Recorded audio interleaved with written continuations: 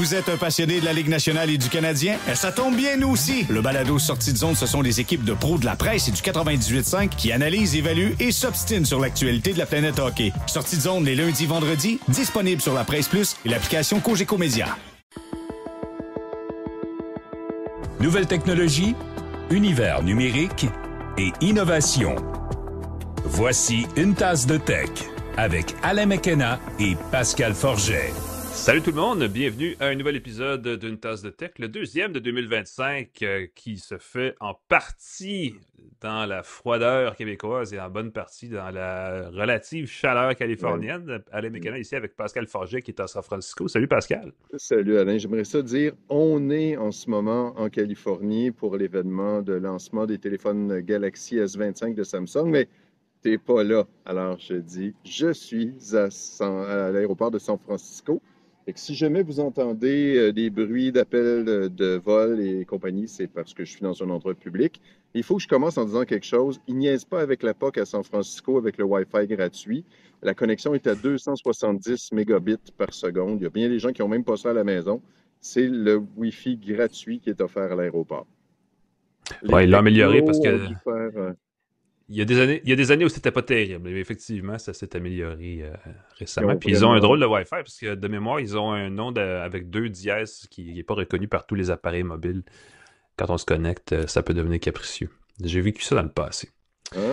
Moi, écoute, ça a fonctionné. Donc, des nouveaux Galaxy. Écoute, ça tombe bien parce que, et d'ailleurs, on va saluer nos partenaires qui sont pas tellement loin de ce genre de sujet-là, qui sont bien sûr TELUS, le fournisseur de solutions mobiles, et Plan Hub, le comparateur de forfaits, qui sont toujours avec nous. On les remercie, on les salue chaudement. N'hésitez pas à aller les consulter si vous avez des besoins en télécom. Écoute, on va parler évidemment de ce que tu fais là-bas à San Francisco. On va aussi faire, parce que ça n'arrête pas, je te dis, à toutes les 20 minutes, il y a une nouvelle qui tombe depuis le début de la semaine. Une bonne partie de ça est redevable apparemment, là, je te dis ça comme ça, tu es dans un pays qui est maintenant doté d'un nouveau président, aux États-Unis. Et en plus, il y est pour Washington, hein? J'ai fait une escale à Washington. J'étais un petit peu nerveux.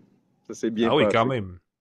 Donc, on va peut-être un peu parler de Donald Trump parce qu'on n'a pas le choix, mais on va aussi parler indirectement de Donald Trump encore une deuxième fois parce qu'il a eu son effet sur le départ et le retour de TikTok aux États-Unis. Ça a duré, 6 heures, je pense. Ça n'a pas été très, très long. Donc, on va parler aussi de Samsung, bien sûr, de Nintendo, parce qu'il y a des nouvelles de ce côté-là. D'Ubisoft, qui a aussi des nouvelles. De Mr. Beast, parce que pourquoi pas, hein? On est de son temps. Mr. Beast, on va y aller comme ça. Est-ce qu'on va parler d'intelligence artificielle? Oui, monsieur. Il y a toujours moyen d'arranger ça. Et on va aussi parler d'un clavier pour les nostalgiques du BlackBerry. Je garde un peu de suspense là-dessus, parce que c'est quand même, on va dire ce qu'on va dire. On va se faire tout de suite un petit blitz de petites nouvelles. On va juste vous rappeler en passant que notre section blitz de petites nouvelles, qu'on surnomme parfois les espressos de tech, sont présentés par l'infolettre mensuelle InfoBref Pro Techno. Vous vous rappelez sans doute d'InfoBref, cette infolettre quotidienne qui vous résume l'essentiel de l'actualité en 5 minutes. Eh bien, une fois par mois, ils ont un InfoBref Pro Techno qui est une infolettre axée sur les technologies, axée sur les professionnels qui aiment les technologies. Et ça, c'est quand même large comme définition. Donc, si vous mangez de la technologie pour déjeuner, pour dîner et pour souper, allez voir ça. infobref.com/Pro Techno. Pendant que tu es dans la sweet côte ouest, ici à Montréal, se trame le salon de l'auto. C'est drôle qu'on parle de salon de l'auto dans une balado techno, mais parlons-en. Qu'est-ce qui se passe de ce côté-là? T'es à San Francisco et tu vas m'apprendre quelque chose à propos du salon de l'auto de Montréal. Je suis simplement allé cette année au salon de l'auto. Ça faisait longtemps que j'étais pas allé. Je suis pas un gars de voiture, c'est toi le gars de voiture. Mais chaque fois que je participe à des affaires qui sont liées à la voiture, j'aime ça t'en parler. Et j'ai trouvé ça super génial parce qu'au lieu d'avoir un paquet de dépliants, puis de formulaires, puis de brochures, on te fait télécharger à l'entrée une application. Puis ça a l'air, c'est pas la première année, c'était allé l'an passé peut-être, mais j'ai trouvé ça super drôle parce que partout, tu avais des codes QR, tu pouvais balayer le code QR puis enregistrer tes véhicules que tu voulais. Tu pouvais mettre des notes, des commentaires, ajuster le prix, des noms des représentants, et ainsi de suite. Et à la fin, quand tu avais suffisamment de points, chaque balayage te donnait un certain nombre de points, tu pouvais gagner des petits prix à la sortie. Alors, moi, j'ai occupé un plus jeune avec ça. Qui courait partout avec ça pour trouver des oui. choses comme ça. Fait que la chasse au trésor. Si vous allez au salon de l'auto, essayez ça. J'ai trouvé ça très rigolo de visiter avec la magie de la technologie. Puis puisqu'on est dans la technologie et les applications, il faut que je le dise, comme je suis en voyage encore, à l'hôtel, j'ai fait mon check-in. Là, je fais complètement du coq à l'âne. J'ai fait mon check-in avec mon téléphone sans passer par la réception, sans attendre pour me faire donner la clé, sans avoir enregistré carte de crédit. Ça s'est tout fait avec mon téléphone en 2 clics. Je suis arrivé à ma porte, bam, j'ai déverrouillé avec mon téléphone et j'ai fait mon check-out sans passer par la réception avec mon téléphone. J'ai trouvé ça, là, c'est ça, c'est le futur pour moi, là. Ça, c'est pas Ben, l'intelligence artificielle, ça, c'est le futur. ça fait 5-6 ans qu'on en parle. Il était temps que quelqu'un, quelque part, le fasse. Pour elle, exécute cette Là, promesse je de l'ai l'hôtel. vécu. Bon point. Ben écoute, à ta boy, sortez votre téléphone, les amis.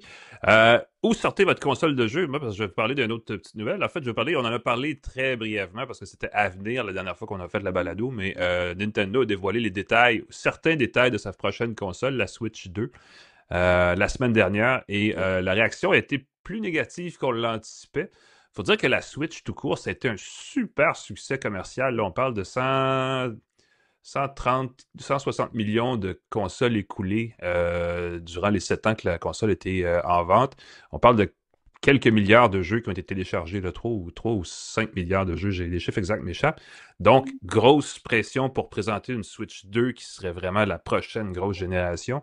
Et ce qu'on a présenté, c'est surtout le visuel de la console qui ressemble beaucoup à la précédente. On a élargi un petit peu l'affichage d'écran nécessairement et on a remplacé les cliquets des contrôleurs pour que ce soit une connexion magnétique quand on les repose sur l'écran pour en faire la console portative. On a très peu dit pour la suite. On n'a pas parlé beaucoup des jeux exclusifs ou du développement qui viendra ensuite par rapport à la console et c'est ce qui a un peu laissé les gens sur leur appétit. Ça ne veut pas dire qu'il n'y aura pas des affaires nouvelles. On le sait, pas Microsoft. Quel beau lapsus. Nintendo a une niche qu'elle sait très bien exploiter avec des consoles qui ne sont pas nécessairement des parangons de la puissance informatique, mais qui sont quand même capables de livrer une expérience ludique très intéressante. Il est question d'un nouveau Mario Kart qui serait disponible sur la Switch 2. Et il y a des jeux qui vont être annoncés dans les prochaines semaines, les prochains mois. Il y a une tournée nord-américaine, ou pour pas dire internationale, que Nintendo va faire pour faire tester la console par les gens qui s'intéressent. Ils vont arrêter à Toronto au mois d'avril, ce ne sera pas à Montréal. Mais les gens qui ont vraiment le goût à ce point-là d'acheter une console peuvent faire le voyage s'ils le veulent. Mais on aura certainement plus d'informations à mesure que la console sera présentée et elle va être mise en marché justement à la fin avril, au cours du printemps. Et on a le temps encore d'en reparler, mais pour l'instant, les gens sont plutôt sur les talons. Je dirais ça comme ça. La réception n'a pas été aussi chaude que l'aurait sans doute souhaité Nintendo. Écoute, si je peux me permettre, le plus jeune de ma blonde est en feu depuis une semaine. Compte ses sous, compte son argent de poche, comment il va se le procurer dès sa sortie, est prêt à déjà faire la file au magasin pour l'acheter. Fait que c'est sûr que pour les plus vieux, peut-être. Puis il reste aussi beaucoup de questions, entre autres le prix, Ben voilà. la date exacte de lancement qui n'a pas été déterminée non plus. Fait que, mais pour un jeune, là, c'est un peu la folie de rêve d'acheter sa première vraie console à lui, pas celle de son plus vieux frère, pas celle de son frère plus vieux, pas celle achetée par ses parents. Sa console, Ouais. ça va marquer aussi. On fera peut-être le test, le comparatif entre une PS5 Pro et une Switch 2, ce qui est absolument pas faisable comme comparaison. Mais effectivement, il y a une petite saison des nouvelles consoles. On va voir ce que ça va donner dans les prochains mois sans doute. Parle-nous de Tetris, Pascal. Écoute, c'est tout nono. On peut jouer à Tetris dans un PDF et je l'ai fait. C'est Thomas Rinsma qui s'est rendu compte que l'application pour afficher des PDF supportait JavaScript. Fait que tu pouvais, dans un PDF, intégrer un petit programme qui permettait de jouer à Tetris. Wow. Et c'est très drôle parce que tu l'ouvres avec ton lecteur de PDF, ça fonctionne. Et là, il y a quelqu'un, la première question que je me suis dit, c'est est-ce qu'on va pouvoir jouer Doom bientôt dans un PDF? Et le développeur a dit, ben oui, ça marche en ASCII, par exemple. Juste avec des caractères, c'est pas la vraie image, c'est pas une vraie résolution, mais c'est assez amusant de voir qu'on peut maintenant faire ça dans un PDF, jouer à Tetris. On est rendu là. Qu'un PDF. Écoute, s'il y a des macros dans les documents Word, il peut bien avoir des affaires qu'on peut faire avec un PDF, c'est bien certain. Évidemment, il y a la question de la sécurité. Si on peut mettre un petit jeu, on peut mettre aussi des codes malicieux, mais là, ça, ce sera... Exactement, ça, c'est le risque qui arrive. Hey, je joue à Tetris dans mon jeu, puis en même temps, tu installes du code, parce qu'il va y avoir des pop-up qui vont apparaître pour approuver. C'est très drôle, la gang de journalistes canadiens viennent de s'installer derrière moi. Ça va être un peu bruyant, j'ai l'impression. on risque de les entendre, effectivement. Écoute, évidemment, on aurait pu faire ça plus discrètement sur WhatsApp, n'est-ce pas? Mais évidemment, on veut qu'une balado soit écoutée. Mais il y a eu une petite mini-annonce cette semaine faite par Meta qui voulait parler un peu de WhatsApp, qui en fait revoit la façon dont les comptes sont gérés, les comptes de différentes plateformes Meta sont gérés. Et on a décidé d'intégrer les comptes WhatsApp au centre de compte, au Account Center de Meta. Donc, on pourra gérer de là son compte WhatsApp comme on le fait avec Instagram et Facebook. Et même Quest notamment. Et on en a profité pour annoncer que ce qu'on publie sur WhatsApp pourra être partagé aussi sur Instagram et Facebook bientôt. Donc, je ne sais pas qui voudrait ça, mais si jamais vous rêvez de mettre vos commentaires WhatsApp, de les rendre publics, ben vous pourrez le faire prochainement. On s'assure, Meta assure quand même que la communication sur WhatsApp entre gens de WhatsApp demeurera chiffrée, donc confidentielle. Et cette fonction de partage-là sera désactivée par défaut. Donc, les gens qui meurent d'envie de publier ce qu'ils font sur WhatsApp pourront le faire. Mais on le laisse quand même à un stade où il va activement falloir aller activer ça pour que ça se fasse. Il y a des gens chez vous, Pascal. Oui, ça brasse. Écoute, permets-tu qu'on se déplace? Je vais me déplacer un petit peu, puis on va repartir avec un derrière-plan différent. Ça va faire changement. Ça finit bien ce segment-là de toute façon. Donc, on va prendre une petite pause, puis on va revenir avec la suite du balado. Restez avec nous à une tasse de tech.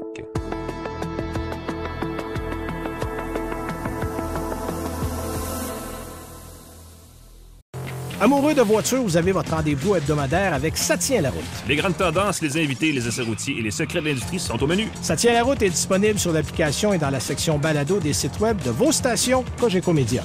Au réseau Cogeco. De retour à Une tasse de tech avec Alain McKenna et Pascal Forget. Et nous sommes de retour pour une deuxième partie. On va vous expliquer enfin pourquoi Pascal est à San Francisco. Mais avant, parce que toi, tu as fait un truc le fun.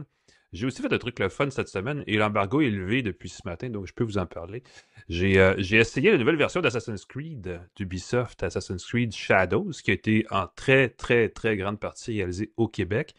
Et c'est la première fois que je fais un test de cette façon-là. J'ai joué au jeu à travers un remote desktop d'une autre personne qui avait le jeu. Et tout ça était très hush-hush, très secret et tout le kit.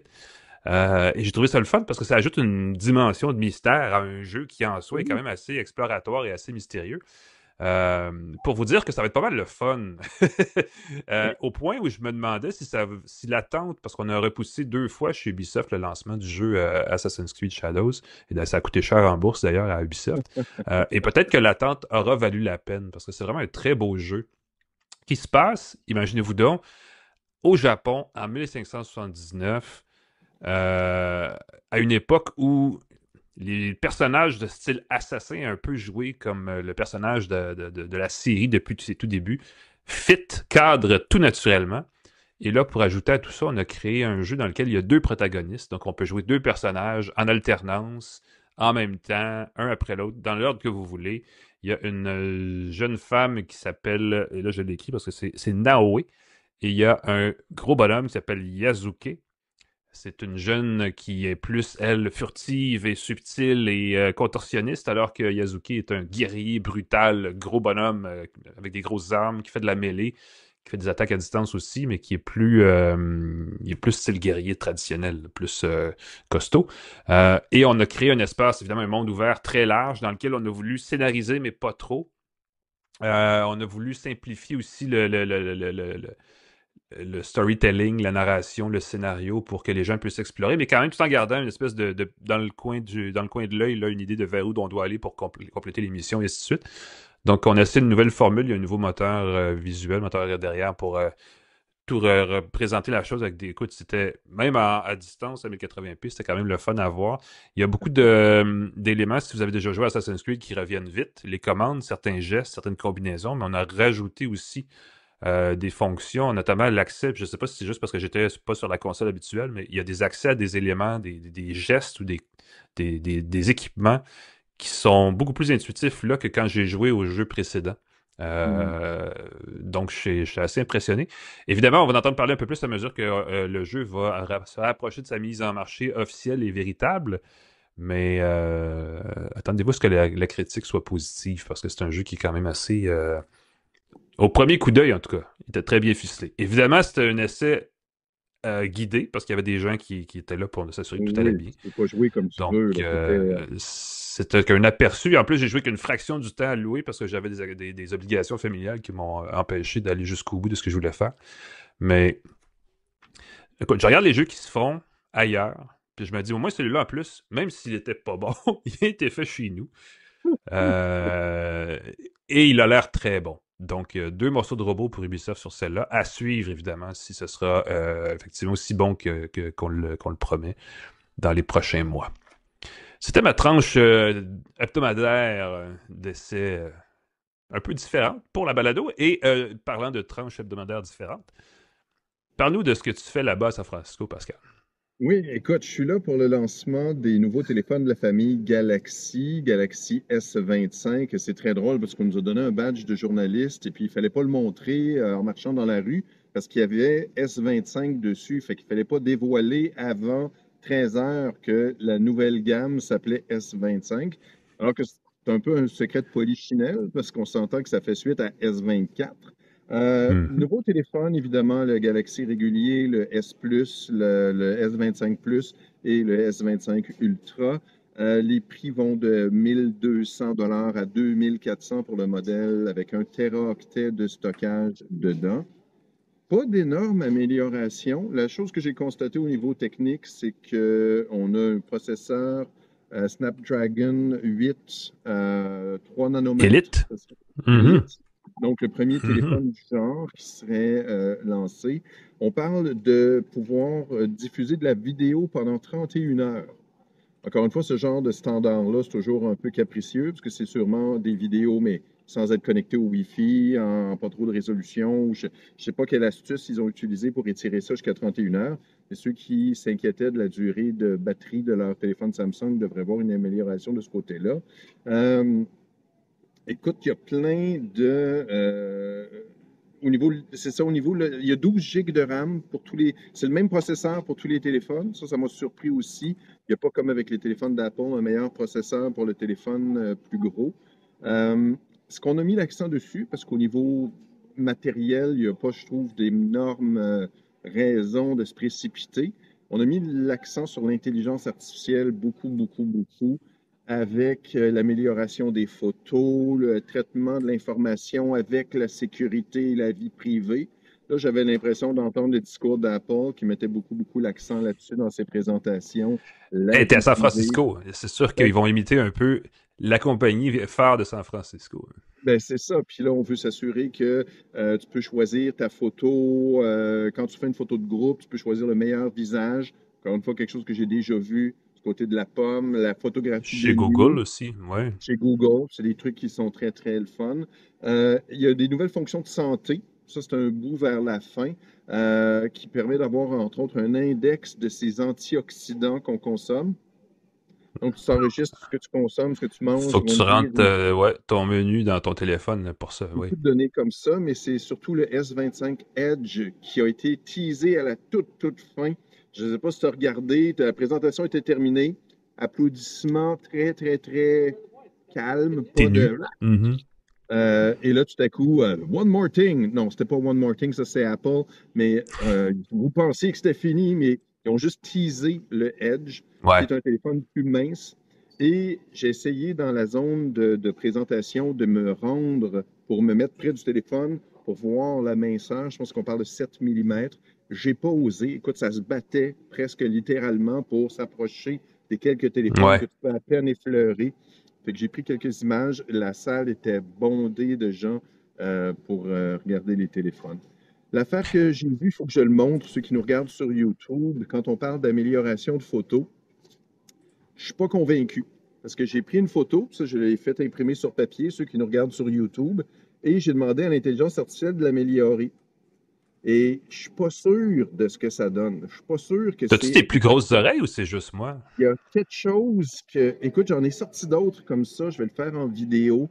Mais on voit vraiment que quand on se... Moi, je me disais, ça va faire une version de moi idéalisée en fusain, en petite couleur pastel, des trucs comme ça. Non, non, ça te transforme en quelqu'un d'autre. Ça te transforme complètement en quelqu'un d'autre. Puis je me dis, mais voyons, c'est quoi l'utilité de ça, à moins de vouloir mentir sur les sites de rencontres? Et si tu lui demandes de régénérer une autre photo, il te génère une autre personne. Je me dis, voyons, je veux juste moi, Ah oui. au plus un. Ça a pris plusieurs tentatives pour que j'ai quelque chose de pas pire avec ça. C'est la magie de l'intelligence artificielle. Je vais dire ceci, parce que tu en parlais tantôt. Le processeur Snapdragon 8 Elite est vraiment une belle mise. C'est un beau rehaussement par rapport aux générations 3 précédentes, donc c'est un gros gain. Je suis un petit peu déçu qu'ils n'aient pas dit Optimize, comment ils les appelaient, là, fait pour Samsung, la génération Il y précédente. Il y avait avait une ça petite variante. sur une diapositive, il était marqué OK. pour Samsung. Là. Il y avait quelque chose qui donnait, mais c'était pas aussi clairement indiqué que c'était. Ah oui. Mais Bon, oui, c'est écoute. passé sur une diapositive. À un moment donné, je l'ai remarqué moi aussi. Euh, quoi d'autre? Ben, Ajouter je veux des dire écoutes ceci parce d'intégration que de. Oui. de plus en plus, les téléphones lancent tôt, hein, puis un peu avant les fêtes, pour le CES, on a présenté le OnePlus 13 du côté de OnePlus, donc on pourra comparer, parce que lui aussi a le même processeur, puis de plus en plus, les téléphones semblent partager, ben, c'est pas nouveau non plus, mais je ne sais pas comment ça fonctionne pour s'approprier les meilleurs composants chez entre autres Qualcomm et ainsi de suite. Mais clairement, on essaie d'harmoniser ça. J'ai hâte de voir. On m'a dit, tu peux peut-être me le confirmer parce que je ne l'ai pas vu, que le One UI 7, donc Oui, l'interface visuelle oui, graphique de oui. Samsung, qui était nouvelle évidemment avec le Galaxy S25, avait adopté le concept du Dynamic Island du iPhone 14 Pro, là, cette espèce de Ah, bulle noire. Je ne sais pas si tu as j'ai vu ça. j'ai pas vu ça, mais ce qu'on va voir cependant, c'est dans le bas du téléphone, pas dans le Mhm. haut. On va avoir une puce qui va être ton now, ton maintenant. Puis OK. là, grâce à l'intelligence artificielle et la détection de tes habitudes et de ce que tu fais et tout, il va dire, oh, c'est le temps de manger, c'est le temps de faire du sport, c'est le temps d'aller à ton travail, et ce genre de trucs-là. Très, très hâte Bon. de l'essayer. Samsung ne prête pas ses téléphones pendant de longues périodes. J'aimerais beaucoup en faire Mhm. l'essai pour voir si après quelques mois, ça donne quelque chose de concret. Mais je sais qu'en ce moment, puis on va faire un parallèle, parce que Gemini, on a annoncé cette semaine que c'était en français maintenant. J'ai Mhm. posé quelques questions à Gemini, puis grosso modo, ce que ça m'a répondu, c'est Hey, fais donc, regarde sur la page, puis cherche l'information dont tu as besoin. Fais Je donc te ta jure, job toi-même. non, mais je te Maudit jure, paresseux. écoute, il me demandait c'était quoi mon identifiant Blue Sky. Puis j'ai dit, OK, Wow. c'est quoi exactement mon identifiant Blue Sky? Fait que j'ai dit, peux-tu me dire l'identifiant Blue Sky de l'adresse de mon compte Blue Sky? Puis il dit, ben, va sur sa page, puis regarde l'identifiant. C'est comme, Eh voyons, ben. fais ta job! J'étais pas très. Je sais pas si c'est une question d'ajustement, mais il y a quelque chose dans la gentillesse. Puis une couple de fois, ben, je le sais pas. Regarde la page, puis copie le texte, puis donne-moi-le. Là, je Arrange-toi veux le savoir. toi-même. C'est comme, mais voyons, Aïe, aïe, aïe. regarde la page. Non, je peux pas regarder la page. Ben voyons. Ça m'a un peu fâché, Gemini. Puis l'amélioration des photos qui te changent en quelqu'un d'autre. J'ai pas été C'est un impressionné peu non plus. décevant. Ouais. Je vais te poser la question qui tue, Pascal, pour voir comment tu évidemment, tout le monde veut le S25 Ultra parce que c'est celui qui est le plus haut, Oui, qui est le plus séduisant, tout le kit. Mais normalement, le meilleur achat, c'est le S25 Plus. Là, on n'a pas oui, encore parlé des prix. J'imagine oui. qu'avec la devise canadienne qui vaut pas grand-chose, ça doit pas être super abordable. Mais est-ce que, Écoute, encore une fois, cette année, ça tient la route, cette affirmation? ben, c'est 1200 pour le Galaxy S25 de base, 2460 pour le plus cher. Entre les deux, je pense que c'est 1400 quelques pour le S25 Plus de base. Le S25 Plus de base, il y a 256 gigaoctets de J'ai. stockage. OK. Mhm. Gigaoctets de stockage, oui, fait que c'est peut-être l'option à considérer pour l'amateur de technologie. La plupart des gens qui nous écoutent, je dirais. Sinon, le modèle de base, on s'entend que 128 gigs, c'est amplement suffisant. C'est le même Ouais. processeur, encore une fois, c'est l'écran qui est un peu plus grand, la pile qui est un peu plus de plus grande capacité. Mais si tu veux un très bon téléphone, tu as une Écoute, caméra de plus, évidemment, pour si je le me fie à ce S25 que je vois Ultra. ici, le S25 Ultra commence à 1900 $.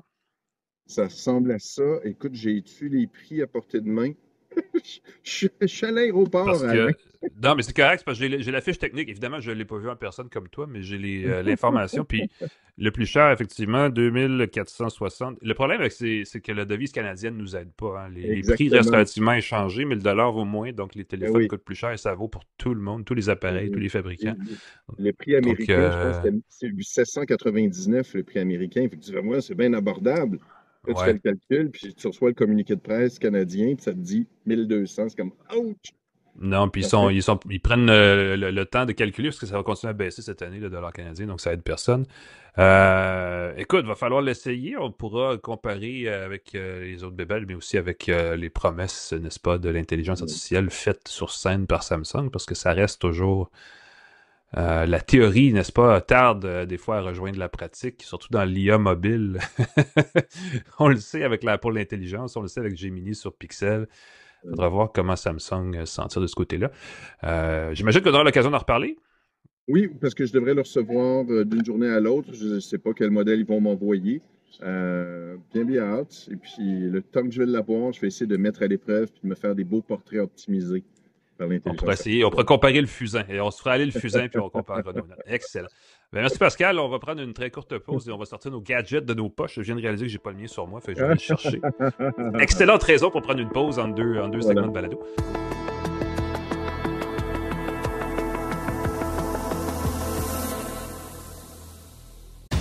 Bonjour, je suis très heureux de vous inviter à visiter l'espace Paul Arcan qui regroupe tous mes projets balado, ainsi que ma revue de presse au quotidien dès 6 heures le matin. Disponible sur le site de votre station Cogeco Média. De retour à Une tasse de tech avec Alain Mekena et Pascal Forget. Et bienvenue à Une tasse de tech, c'est le bout de la balado où on vous parle de nos gadgets de la semaine. Moi, j'en ai eu pas mal de fun ici, mais je pense que le tien est assez intriguant. Certainement, il titille une partie différente du cerveau.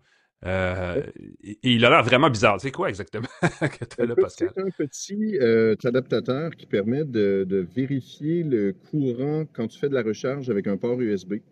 Puis quand tu es en déplacement, quand tu es en voyage, tu as des prises USB dans les chambres d'hôtel, tu as des prises USB après des lampes, après des...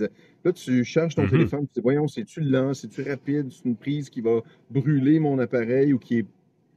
Tu le branches, c'est une espèce de petite croix pour ceux qui nous regardent sur YouTube. J'essaie de montrer l'appareil comme ça. Il y a différents embouts, là, ben oui. Tu as différents embouts, fait que tu peux t'en servir pour le USB-C, pour le USB régulier. Tu peux même le servir pour le bon vieux USB-A, la petite prise des Le téléphones. mini USB, ouais. Le USB-A, c'est le mini grand rectangulaire. micro Ouais. USB. Ça peut-tu micro Mhm. USB?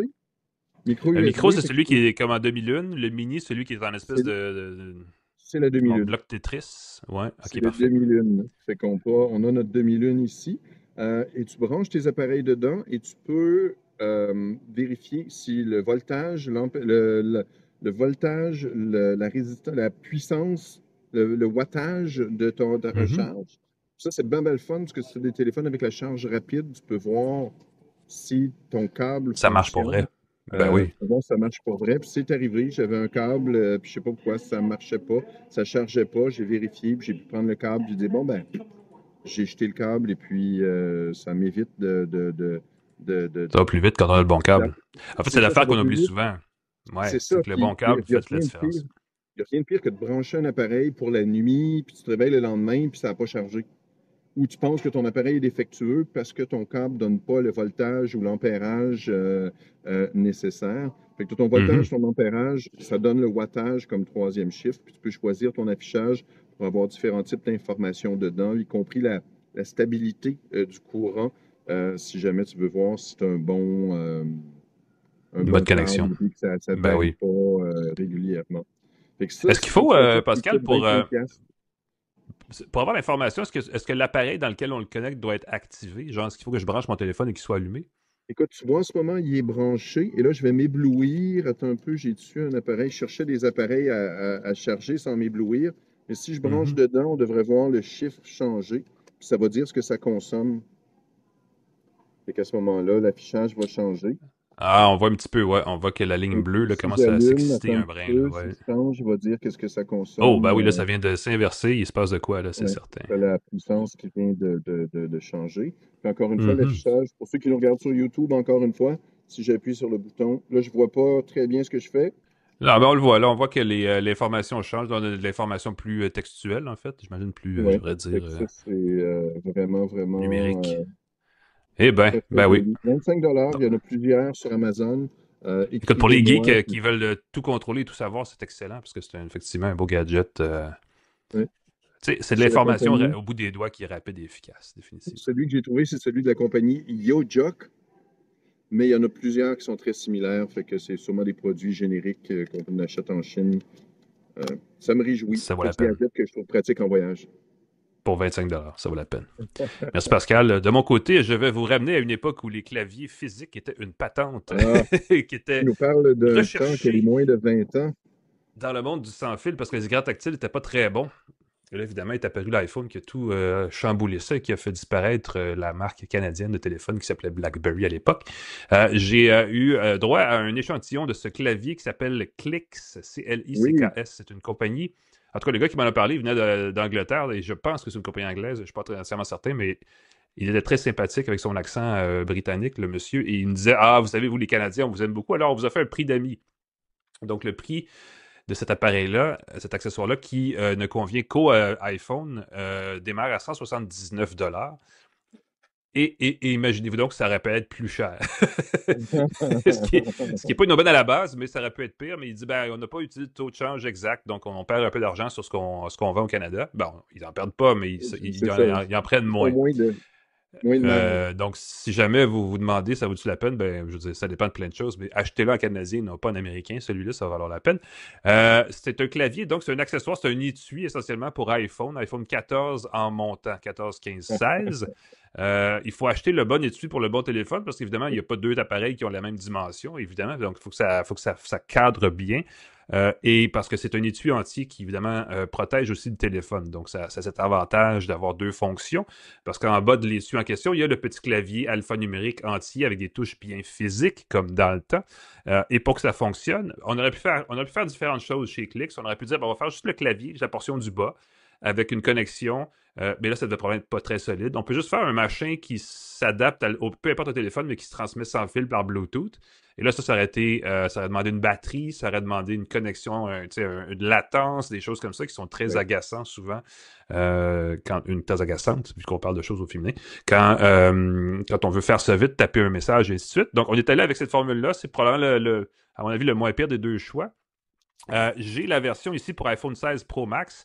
Ça transforme littéralement mon iPhone en une espèce de... Écoute, c'est une batte de criquet. Ça fait une patente énorme dans la poche parce qu'évidemment, ça ajoute un bon 5-6 cm de long là, en longueur. Et ça rend l'appareil extrêmement peu commode. Donc, c'est encombrant. 5-6 cm de plus, Alain, ça commence à être de la grosse maillotche. Et on va dire les vraies affaires, c'est encombrant et dans la portabilité, c'est pas idéal. Évidemment, ça paraît toujours bien dans la poche d'avoir un objet encombrant quand on veut flasher ce genre de choses, mais là, en ce cas-ci, on aimerait que ce soit un peu plus compact. L'option qu'on aurait pu faire, c'est faire un étui avec un clavier à rabat. On a eu pendant un bout de temps des téléphones Palm OS pour ceux qui ont l'âge d'avoir cet âge-là. Vous vous rappelez peut-être qu'il y avait des téléphones qu'on avait un écran tactile entier par-dessus lequel, ou à peu près le tiers inférieur duquel pouvait être dissimulé par un clavier complet. Et là, ça marchait, ça faisait un compromis intéressant. On n'a pas fait ça non plus. On est allé vraiment avec la version qui serait la plus facile et la plus abordable. Ce que ça offre, par contre, cet espace additionnel, c'est que quand on plug, en bon français, un clavier externe à un iPhone, le clavier à l'écran n'apparaît plus. Donc, on gagne cet espace d'affichage de plus dans l'application où on se trouve. Donc, si vous êtes du genre à utiliser Word sur mobile, Word sur iPhone, je ne sais pas qui est assez masochiste pour faire ça, mais si c'est vous, là, ça, c'est le fun parce que ça vous donne un petit espace de plus pour vos lignes de texte dans Word pour mobile. Et ça vaut pour les autres applications, messagerie, mail, les courriels, tout ce qui peut nécessiter de l'entrée de texte va bénéficier de cet espace additionnel. Ce ne sont pas absolument toutes les applications avec lesquelles ça fonctionne, mais quand ça fonctionne, ça marche en tas, je peux vous le dire. C'est un clavier complet, donc alphabétique. Il y a une touche de fonction pour aller chercher comme deuxième niveau de touche numérique. On peut aussi créer des raccourcis. Donc, touche magique et un caractère pour activer une fonction spécifique. Tout ça se paramètre dans l'application mobile Clix qui vient avec, nécessairement, qu'on télécharge et qui permet justement de créer des actions rapides. Ça peut être plein de trucs. Ça peut être lancer Siri, ça peut être faire une recherche en ligne, ça peut être créer une entrée dans un rappel, une note, peu importe. Donc, ça va assez bien de ce côté-là. La première génération de cet étui et clavier-là avait ses limites qu'on a revues pour une deuxième génération, qui est la génération actuelle qui a été présentée au CES il y a à peu près 3 semaines, ou peut-être 2, ça fait longtemps, mais ça a été long. les touches sont rétroéclairées. C'est très Oh, discret. C'est pas oh exactement là une là. flashlight, là, qu'on se comprenne bien, mais il y a un léger halo lumineux qui apparaît dans le caractère de la touche qui fait qu'on peut l'utiliser le soir, au noir, dans la dans la pénombre, devrais-je dire, et on voit les touches s'afficher. Et ça, c'est pas mal le fun parce que ça permet de réduire le scintillement de l'écran et quand même de pouvoir tapoter du texte. Et Oui. ça, j'ai trouvé ça pas mal le fun. Euh, Évidemment, il faut le paramétrer en français, ça se fait. On peut avoir les touches d'accent. Les touches d'accent, c'est que c'est un long appui sur la touche, par exemple le E, et là apparaît à l'écran toute la liste d'accents qu'on va mettre sur le E, et on choisit celle qu'on veut. On peut le faire à l'écran, on peut le faire en choisissant avec le chiffre qui apparaît sous le caractère accentué de son choix. C'est pas super intuitif, mais on s'habitue et on finit par... Et c'est ça que j'ai trouvé le fun, parce qu'à force de tapoter dessus, au-delà de ses défauts, à un moment donné, on finit qu'on rentre du texte à une vitesse ahurissante. Et c'est ce que je lisais en lisant les critiques d'autres gens qui l'ont essayé dans le passé, c'est que ceux qui aiment ça beaucoup, beaucoup, beaucoup. Ceux qui n'aiment pas ça, n'aiment pas ça. Donc, évidemment, si vous êtes du genre à dire « Ah, je m'ennuie donc de mon BlackBerry », ben, je vais vous dire, peut-être pas le Pro Max, mais peut-être si vous avez un iPhone Pro Oui, c'est ça. ou la petite version, ça ne sera pas trop encombrant et ça va vous apporter cette satisfaction du bon vieux clavier physique.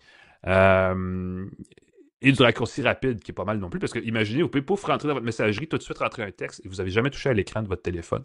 Donc, c'est un peu intéressant de ce côté-là. J'ai dit tantôt, ce n'est pas un appareil Bluetooth, donc il n'y a pas de batterie, donc il n'y a pas de délai de tape de texte, tout est instantané, tout va vite. Et quand on combine ça avec la dictée vocale, qui est très bonne sur iPhone, en passant en français, en franglais, en chinois, dans la langue de votre choix, sont vraiment extrêmement bons là-dessus chez Apple, ben ça fait une entrée de texte, effectivement, assez rapide. Je l'ai dit tantôt et je le répète, c'est important d'avoir le bon étui parce que dans le cas du iPhone 16, vous savez, ils ont ajouté un nouveau bouton là, qui est une espèce de contrôleur, d'obturateur d'appareil photo que tout le monde déteste parce qu'il est donc Oui. trop sensible et pas bien placé. Ben, les étuis en question ont les touches nécessaires pour reproduire les touches. Donc, l'action button, le bouton au-dessus du volume et de l'alimentation, et le bouton de caméra dont j'ai oublié le nom, sont intégrés à l'étui. Donc, on a accès vraiment à toute l'expérience du iPhone en plus du clavier. Donc, ça fait beaucoup à dire. Ah, et je vous le dis parce que je viens de le voir aussi. Et peut-être que si vous le regardez, vous le voyez aussi. Il est compatible avec le MagSafe, la connexion magnétique à l'endos du iPhone. Donc, on peut en plus ajouter derrière son portefeuille ou un chargeur ou une batterie ou tout ce qui se connecte de façon magnétique à l'endos de l'iPhone va passer à travers l'étui du Clix. Donc, j'aurais aimé ça vous dire, regardez ce gadget, comment il est superflu. Effectivement, c'est pas exactement vital comme bébelle, mais mon Dieu, qu'à force de l'utiliser, je l'ai aimé. Donc, je suis un peu, je penche les deux côtés de la clôture là-dessus. C'est cher, ça a certainement ses défauts, mais les qualités sont là et ça livre la marchandise telle qu'annoncée. Donc ça, j'étais vraiment agréablement surpris. Et c'est pourquoi je vous dis, ben, si vous êtes ultra riche et si vous êtes à ce point-là nostalgique du BlackBerry, si, mettons, vous avez vendu vos actions de BlackBerry avant que ça crache et que vous avez fait un petit profit, ben, ça vaut la peine d'être considéré. Sinon, ben, vous avez facilement trouvé là, les excuses pour ne pas l'acheter parce qu'effectivement, il n'y a pas que des qualités. Mais dans le département de l'étui pour iPhone, j'ai trouvé que c'en est un qui est le fun. Ne serait-ce que parce que le clavier ajoute cette dimension qu'on oublie à force de ne plus les voir, ces petits claviers-là. La Le sensation, parle-moi Clix. de la sensation. Est-ce que ça donne vraiment une nostalgie du BlackBerry ou c'est quelque chose, une autre sensation? Parce que des fois, tu Il manque, retouches un on objet, tu l'entend, fais... on sent le mécanisme, on entend le déclic. Il manque un truc qui, de mémoire, se trouvait sur le clavier des BlackBerry, c'était les repères tactiles. C'est-à-dire que les yeux fermés, Ah, tu les savais qu'ils deux. étaient sur la lettre J. Parce qu'il y avait comme une Oui, espèce oui, oui. de petite protubérance sur deux Oui. caractères. C'était de mémoire, je veux dire, c'est peut-être pas le J, c'est peut-être le F, le J. En fait, des touches, à peu près dans le milieu du clavier pour les pouces, que là, tu savais t'étais où. Et là, tu pouvais les yeux fermés et rentrer du texte et avoir 100% raison tous les coups. Il manquerait ça. Et là, je vous le dis, puis je suis en train de gratter, puis je viens de le trouver sur le dessus du F et du J. Donc, ils sont là. C'est juste que j'ai pas pris la peine de les regarder. Donc, ouais, c'est exactement la sensation de BlackBerry. Les touches sont très lisses, par contre. Il n'y a pas l'espèce de petit côté bombé des plus récents BlackBerry. Est-ce que les Euh, touches sont tactiles? Parce que je sais que certains BlackBerry, tu peux te servir comme non. des touches, comme un pavé tactile. C'était très flyé. Puis tu fais cliquer sans cliquer la touche, juste glisser vers le haut, choisir des mots, puis ça, c'était magique.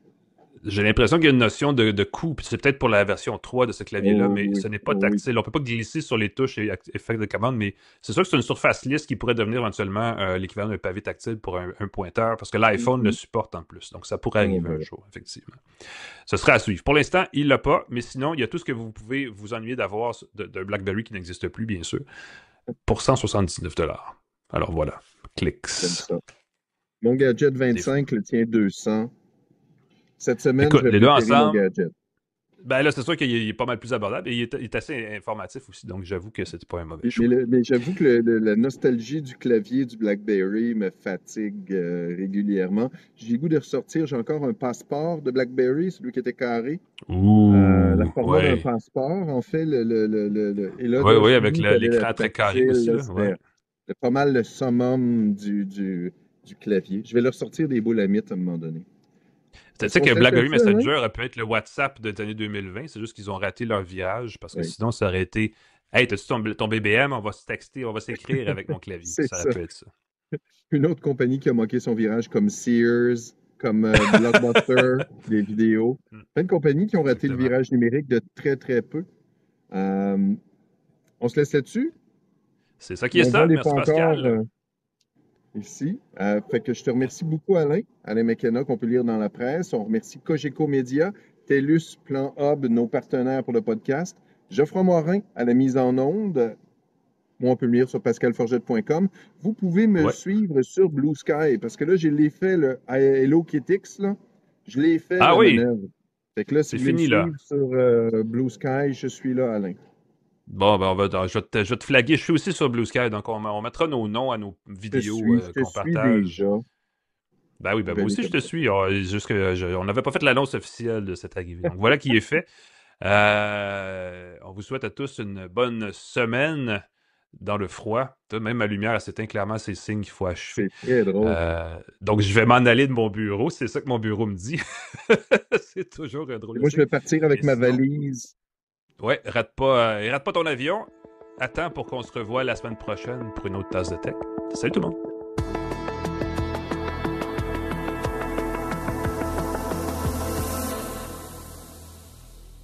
Vous êtes un passionné de la Ligue nationale et du Canadien? Ça tombe bien, nous aussi! Le balado Sortie de zone, ce sont des équipes de pros de la presse et du 98.5 qui analysent, évaluent et s'obstinent sur l'actualité de la planète hockey. Sortie de zone les lundis, vendredis, disponible sur la Presse Plus et l'application Cogeco Média.